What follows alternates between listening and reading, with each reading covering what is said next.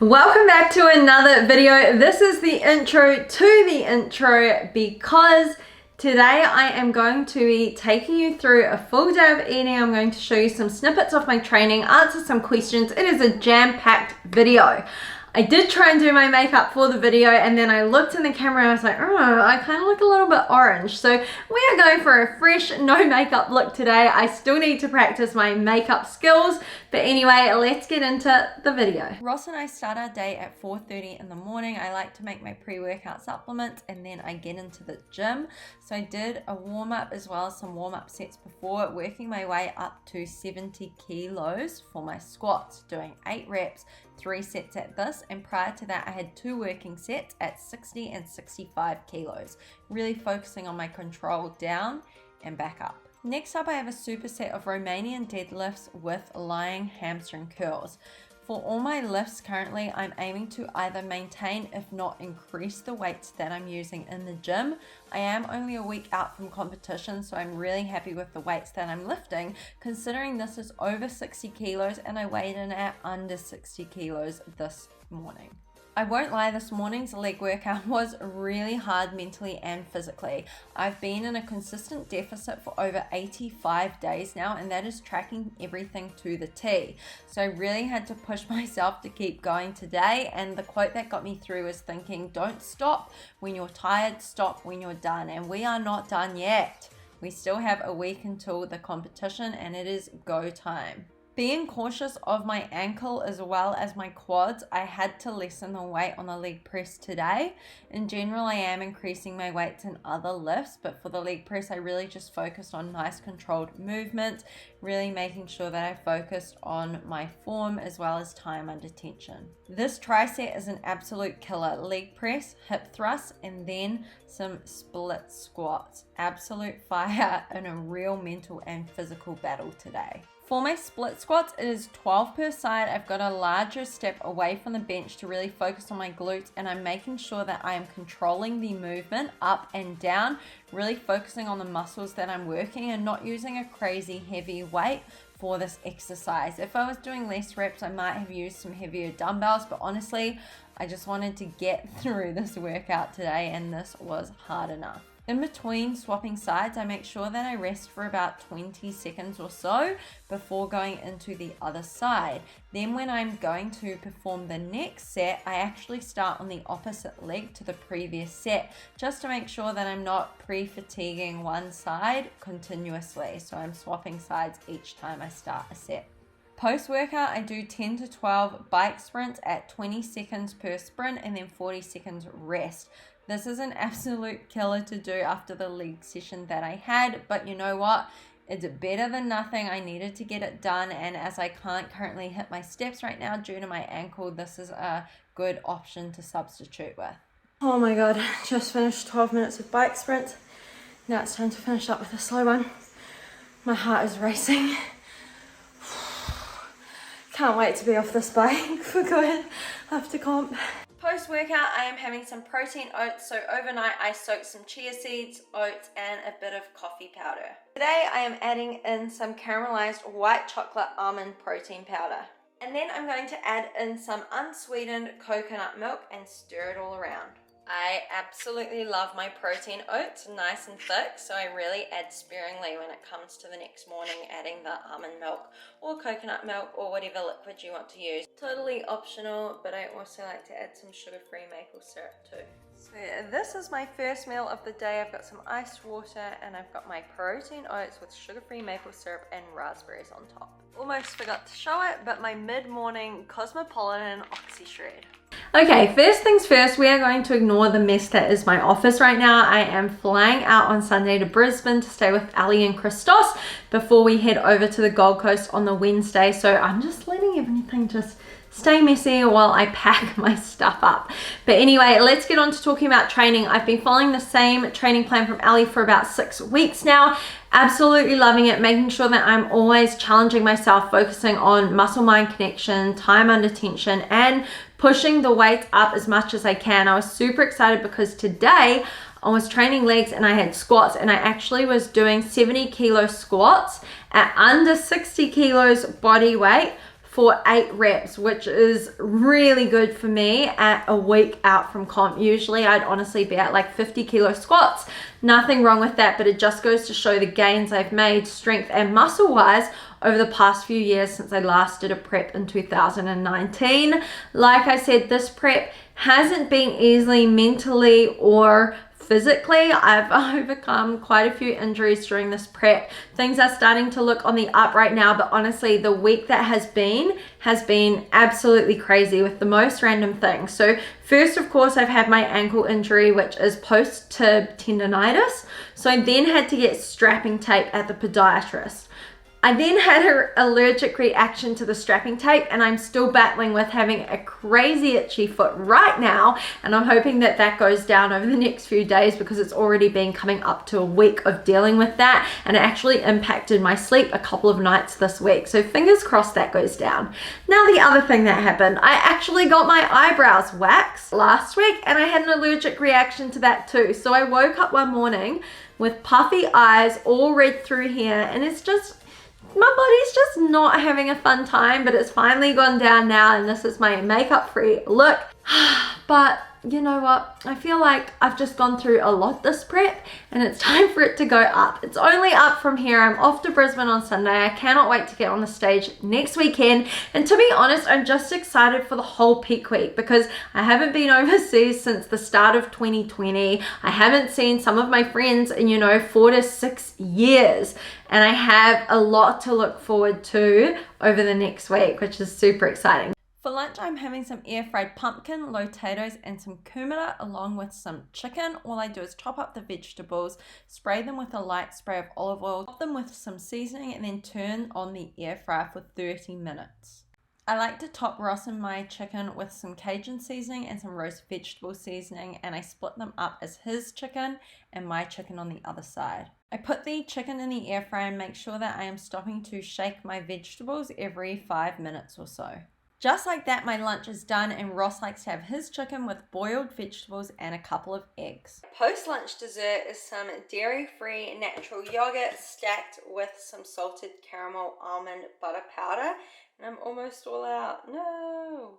Look how thick that is for dairy-free yogurt. Since I am low on salted caramel, I also topped it up with some chocolate sweet biscuit powder. Stir it all around and we are done. Time to get back to work. Avril, how long do you work out in a day, including your walk and bike? So currently, like I said, my ankle is just battling through. I'm honestly not able to really walk at all other than around the house. And even when I am in the house, I have to wear these sexy shoes that were, prescribed by the podiatrist. In terms of training and biking and stuff, I won't lie, comp prep is not for the faint-hearted. I am spending hours in the gym. We are talking about once I've done the bike for say 40 minutes in the morning and then another 30 to 40 minutes in the afternoon, that's already over an hour, so an hour 20 plus my workout. It's over 2 hours working out a day. If I had it my way, I would definitely prefer to be walking every day, in which I would, take a break at lunch and go for a walk to get my steps in, to be able to work on the treadmill and walk. But I tried the treadmill the other day, and even at like 300 to 400 steps on there, it just was aggravating my foot, and I need to keep my feet as good as I can so that I can actually put my heels on and get on stage, which is the aim of all of this. Going to the gym and working out this many hours a day is not something that I would do sustainably long term. It's for a very specific goal in mind. For anyone that wants to just lose fat, build muscle, create shape, feel absolutely amazing in their skin, honestly, 5 days a week in the gym, 1 hour a day is more than enough, alongside other healthy habits like your calorie deficit for fat loss, your steps, your water, your sleep. Do not underestimate the power of walking. I cannot stress that enough. Would I recommend doing this normally? No. Would I do this normally? No. Comp prep is an extreme, and in order to get to that next level, you do have to take things up another level. And Ross and I feel covered this in a lot of detail in the last YouTube video as well. Do you have an expected weight loss during your deficit time? So every prep is going to be different. Every coach that you have for a competition prep is going to do things in a different way. For me personally, I had spent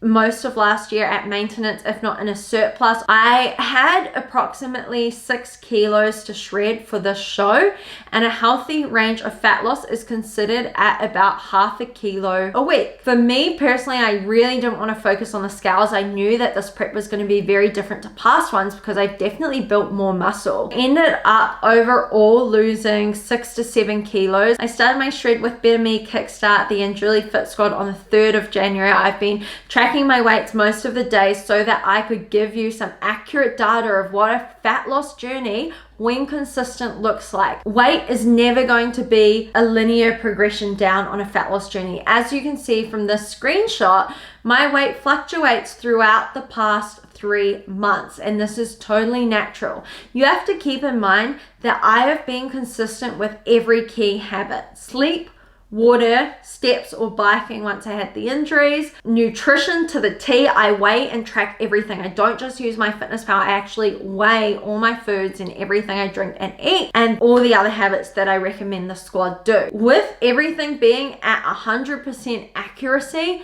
that was my result of trending down. However, if you are not accurate with all the key habits and you're not getting the results that you want, you can't complain that your body isn't changing, because the truth is nothing changes if nothing changes. Be patient with yourself, but also hold yourself accountable. If you want to get results, you need to put in the work and take the actions that are required in order for your body to change. I hope that makes sense. 1/2 kilo a week is kind of like the average healthy amount to lose. Of course, if you have a lot more weight to lose, you're most likely going to lose more than that. Just like if you don't have a lot of weight to lose, you might not lose anything because your body composition might be changing, or you might lose slower than that. And for me personally, like, my weight doesn't change for a couple of weeks at sometimes. Like, I pretty much sat at 60 kilos for the past 2 weeks or so, and then finally yesterday my weight dipped down, and then today it dipped down by like literally 100 grams yesterday and today. Very minute amounts. Do not get caught up on the scales. Nail the habits. If you want to focus on anything, nail your nutrition, your steps, your water, your sleep, and your training, and the results will come. Afternoon snack is some strawberry jelly light. Do you usually eat 45% protein, or what do you aim for on your goal? Everyone is different, but when it comes to goals of, say, fat loss or maintaining muscle or building muscle, we do need an adequate amount of protein. So it really depends on your starting point as well as your training level as to how much protein you're going to be consuming. And for me personally, my goal is to lose fat, but to maintain as much muscle as possible, because you want to, when you get on that stage, actually have some muscle to showcase, especially since I've been working for so long to build this muscle. For me personally, I set proteins, fats, and carbs. I don't look at the percentages. It kind of depends on how many calories I'm on and what my goal is across the year, but I'm always on more than 1 gram of protein per pound of body weight. Just to give you an idea, right now at a week out from competition, I'm currently on 155 grams of protein, and I am under 60 kilos. That is well over 2 times my body weight in kilos of protein. It really depends on the individual and the goals. The AMB-ANJULI Fit Squad know that I do put a focus on protein, but at the end of the day, your total calories count and you can't outwork your diet. So if your goal is fat loss and you actually want to maintain muscle and lose fat, then you do need to make sure that 1, you're in a calorie deficit, but 2, you're also eating an adequate amount of protein. When I'm in a fat loss phase, my ultimate goal when it comes to my nutrition is, of course, a calorie deficit and hitting my macros, so my proteins, fats, carbs. I also track my fiber and make sure that I'm eating well above 25 grams of fiber, usually 30 grams of fiber per day, to help with digestion as well as satiation. But I also want to make it as easy as possible. How do I make it easy? I focus on whole foods and include a lot of vegetables with my meals so that I'm not unnecessarily hungry. I also try and space my meals out across the day, and I like to implement something like, Oxy Shred as my pre-workout in the morning, and then also as my mid-morning snack, because it has caffeine in it, and caffeine has an appetite suppressing component to it. Like, it's an added benefit, and since I don't drink coffee, having something like Oxy Shred is really handy, or sneaking in a little bit of coffee into my oats can really help suppress my appetite just a little bit. So when it comes to my nutrition, you'll see that I eat foods that I absolutely love. Yes, this is definitely not, you know, the amount of food that I would like to eat each day, but with a very specific goal of getting on stage next weekend, I am pushing through and we are on the home stretch. For my dinner, I used a stir-fried veggie mix and I also added in some fresh capsicum air fried, and Ross just has his usual, you know, chicken with bean and carrot mix.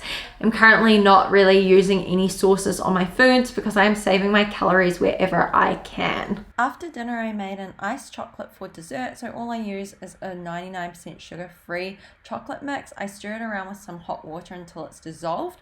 Then I add in some ice and I top up the glass with a plant-based milk. This is super delicious with the drinking chocolate as well as the 99% sugar-free chai latte mix. Okay, that wraps up my full day of eating video and my big kind of chit chat. I hope that you are enjoying these weekly uploads.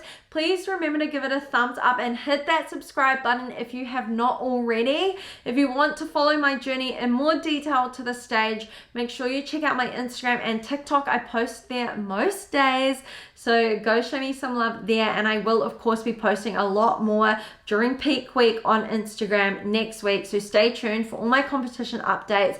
Cannot wait to get on that stage, and I'll catch you in the next video.